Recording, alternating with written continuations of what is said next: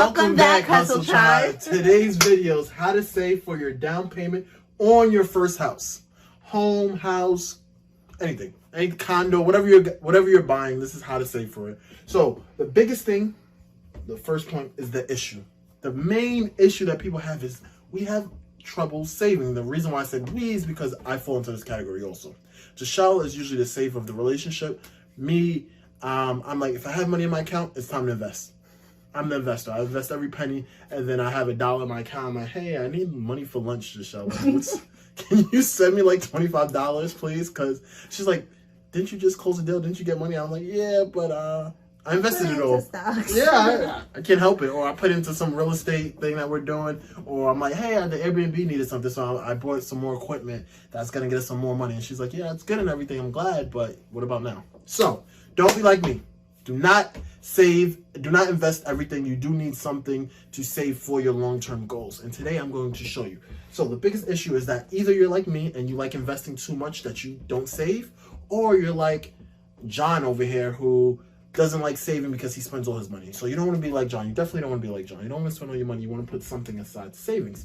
But the issue is, well, another issue is that when you have money in your account, when you're looking at your account and you see money in savings, you're like, I do need some new sneakers. Or, I do have some bills that I can pay. I need this, I need this. You start getting these wants that come up out of nowhere, like money that's not put towards a specific goal gets put towards other things.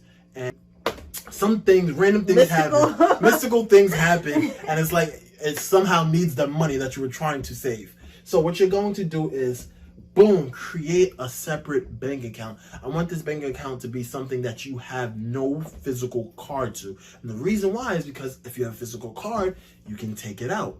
If you don't have a physical card, it's going to be harder for you to take out the money. So the goal is to make this bank account so hard to access that you don't touch it. You don't not connect it to your Zelle. Exactly. Not connected to your Zelle, nothing. You don't want to have any physical access. You want to have to call in and have them to do a wire or send you a check before you can take money out. This is going to give you time. And the time, usually when you give yourself, let's say it takes a week for you to get your money, you're going to probably figure out, I don't really need the sneakers that badly. Or I don't need to do this right now because I have money coming from something else. You're not going to use the money. You're not going to utilize it on wasteful things. So the key is no access. Another big thing is automation. And the reason why you want automation is you want it to happen without you thinking about it. You don't want to have to physically, let me transfer this money, because technically you might not do it. You might go, I don't want to transfer right now, I'll do it later. You want this to happen automatically.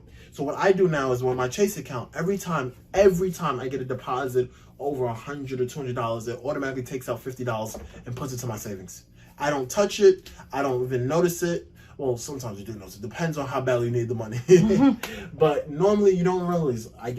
I get paid, or a deal goes into my checking account, and boom, Chase just takes out $50 and puts it in my savings account.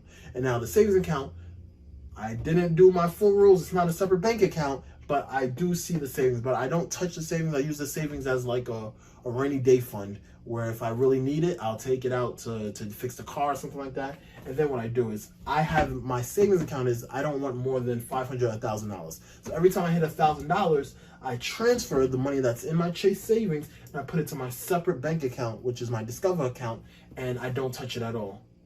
Because that's the goal. The goal is not to use the money. You want to make sure it's saved for whatever it is. So I'm not saving for a down payment of my first house, but I am using that money for a down payment of another house because I want to buy more real estate. Like Giselle told you, like I tell you, I love investing my money in assets. They say you can't buy money, but that's a myth. You can spend the money that you make and put it into things that are going to create more money for you. So technically, it's a cheat code. You're buying money. So I'm saving for an investment house. So this principle works for any house, anything that you're going to buy, especially when it comes to real estate. So make sure you automate. I keep saying automatic. You automate the process to make it easier on yourself, because the less steps you have to do, the easier it is to actually get it done. And lastly, the biggest thing, this thing is probably like one of the reasons why we're able to get a wedding. This is like our key. I found this out from, I think his name is Chris Johnson. he was talking about it. I was like, hey, let me check it out. It's called Digit. It's going to be a link in the description where you can actually use my code. You get $5, I get $5. But this is the thing that helps me save the most. What it is usually I linked it to my Chase account, and every day it takes out $1, $2, $3, depending on how much you have in an account. Sometimes it takes out $50 if you get, like, my checks are sometimes big when I'm closing deals. So it'll take it out, but you don't notice it. Like, I'm telling you, this thing is like a little ninja, a robot ninja that takes money from your account and puts it into a separate account that takes longer to withdraw it from, which is one of the keys, separate bank account. And it gives you money on it, gives you interest on the money that it takes from you. Guys, I thought I was a good saver until I got this app. And now I'm like, whoa. Giselle saved more money than she even realized. And we use it. You can create different categories. So I have one for travel, because as you know, we like traveling. We call the passport couple now, because we just go a different place every month.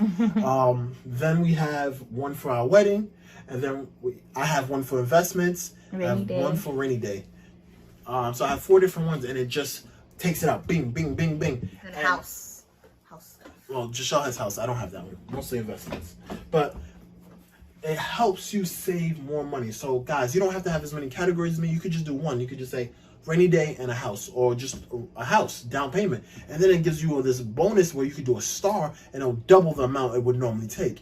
And the thing that I like about it is it notices your spending and when things are coming out. So if it notices that you have a transaction that might come out, it won't take out money from you. And with the rainy day protection, it's like an overdrive protection. So if it notices your account is a negative, it'll transfer money to clear it from Digit, all for free. You don't have to pay for that. It does it automatically. Bing. So if your bank charges you overdraft fees, Digit will protect you from doing it. So this is a key, and this is how I'm going to be able to buy another investment property. So I'm giving you guys my personal blueprint on what I do to save money. I use Digit. I have a separate bank account. I have two separate bank accounts, and I have Chase Automation. So my Chase Automation automatically takes money from me. My separate bank account automatically takes money from my Chase account. And then when I notice it has too much money, and I send it over, and Digi transfers money from my Chase account into another separate account. So this is how I create wealth. So I'm going to draw it for you just in case that was a little confusing. I'm going to draw everything out here. All right. So this is my checking account. So Malcolm gets paid. Goes into my Chase checking. Let's say I get paid $4,000 average deal, right? I get $4,000. Boom. Chase will automatically take $50 and put it into my savings. So this is my Chase savings, right? Then with my Discover, every 2 weeks it takes out money, and let's say it takes out, I think it's at $100 now. $100. Discover savings. Then every day Digi will probably take out for $400. I think it takes out like $20 or $30. It would take out $30 Digi. So these all happen automatically. Oh, I said it right. Let's see if I can spell it right. Oh. There you go. Ooh, I'm on fire. This all happens automatically. So what does that mean? That means Malcolm doesn't have to think about it. So I'm saving subconsciously for my house. And then once my Chase saving hits either $1,000, it depends on how I feel. Sometimes I run up because I like seeing 1,000, or $500. I don't know why I put a case, not 100,000. And with Digit, the more money you have in your account, the more money they withdraw to savings. Yes, they increase it based off how much you have in your account. And then once my Chase savings hit $1,000 or $500, right? I take this money and I transfer it, and I put it in my Discover card, and I start from zero all over in my savings account. And this is all money that I'm utilizing to buy not my first house, but an investment house. And the key is to have more assets than you have liabilities. That's how you create wealth. That's all it is. Your assets have to outweigh your liabilities. All right, Hustle Tribe, I hope you enjoyed that. Don't forget, click the link in the bio. Look and sign up for Digit. I promise you guys, you will not regret it. If you do, DM me and we'll talk about how much money I owe you. Like, follow, subscribe, comment, do it all.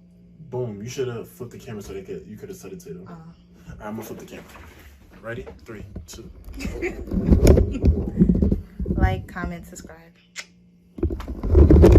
Boom. Thank you for watching this video. If you enjoyed it, like, comment, subscribe. If you're interested in learning more about real estate or mortgages, check out the other videos on my channel.